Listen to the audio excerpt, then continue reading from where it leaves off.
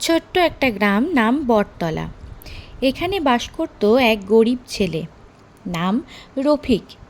বয়স তখন 12 বছর। বাবা মারা গেছে অনেক আগেই। মা অন্যের বাড়ি কাজ করে কোনো রকমে ছেলেকে নিয়ে বেঁচে থাকে।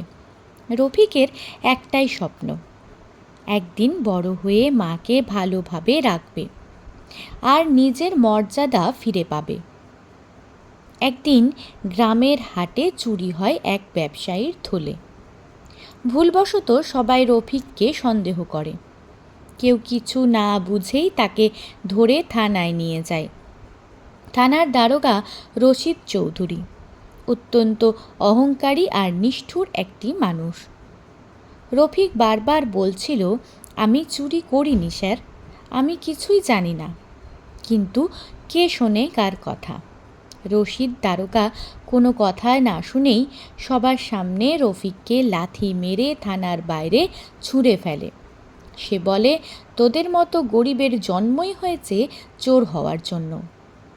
রফিকের চোখে পানি এসে গেলেও সে কিছু বলল না, শুধু মনে মনে একটা শপথ নিল, একদিন সে বড় হবে এবং প্রমাণ করবে গরিব মানেই অপরাধী নয়।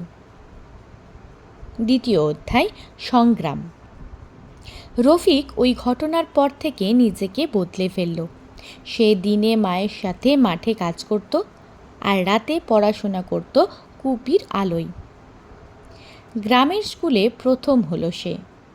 সবাই অবাক হয়ে গেল, এই ছেলেটা যাকে একদিন চোর বলে তাড়ানো হয়েছিল, সে কি করে এত ভালো করে।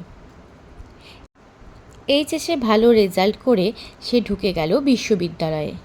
সেখান থেকে ক্রিমিনোলজিতে অনার্স ও মাস্টার্স শেষ করল। তারপর বিসিএস দিল। বছরের পর বছর চেষ্টা করে একদিন সে পুলিশ ক্যাডারে সুপারিশপ্রাপ্ত হলো। সেই রফিক এখন এসপি রফিক আহমেদ, একজন সাহসী, সৎ, মানবিক অফিসার। তৃতীয় অধ্যায়, ফিরে দেখা। একদিন খবর আসে বটতলা থানায় দুর্নীতির অভিযোগ উঠেছে। সরকার রফিককে পাঠায় তদন্তে। অনেক বছর পর রফিক ফিরে আসে তার পুরনো গ্রামে, সেই থানায়। থানার ভিতরে ঢুকে সে দেখে রশিদ চৌধুরী এখন রিটায়ার করে ফেলা এক বৃদ্ধ। তখনও থানার আশেপাশে ঘোরে, হুকুম দিতে চায়, কিন্তু কেউ তাকে তেমন গুরুত্ব দেয় না। রফিক সামনে গিয়ে দাঁড়ায়।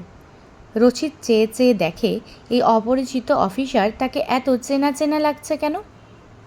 রফিক শান্ত স্বরে বলে, চিনতে পারছেন না স্যার? আমি সেই গরিব ছেলেটা যাকে একদিন লাথি মেরে আপনি থানার বাইরে ফেলে দিয়েছিলেন। রশিদের মুখ শুকিয়ে যায়, কণ্ঠ কাঁপে।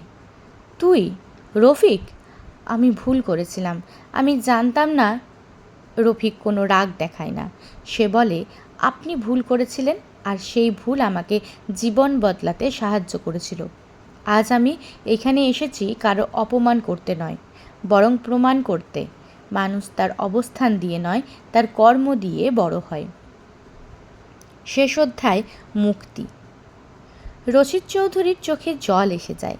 সে বুঝে ফেলে তার জীবনের সবচেয়ে বড় শিক্ষা দিয়ে গেল সেই ছেলেটা, যাকে সে একদিন অপমান করেছিল। রফিক নিজ গ্রামের থানায় সৎ অফিসার হিসেবে কাজ করতে থাকে। গরিব, নিপীড়িত আর বঞ্চিত মানুষরা তার কাছে আশ্রয় খুঁজে পায়। সে প্রমাণ করে দেয়, একজন পুলিশ শুধু ক্ষমতার প্রতীক নয়, সে মানুষের ভরসা। এইভাবেই এক গরিব ছেলের প্রতিশোধ হয় ন্যায় বিচার আর ভালোবাসা দিয়ে।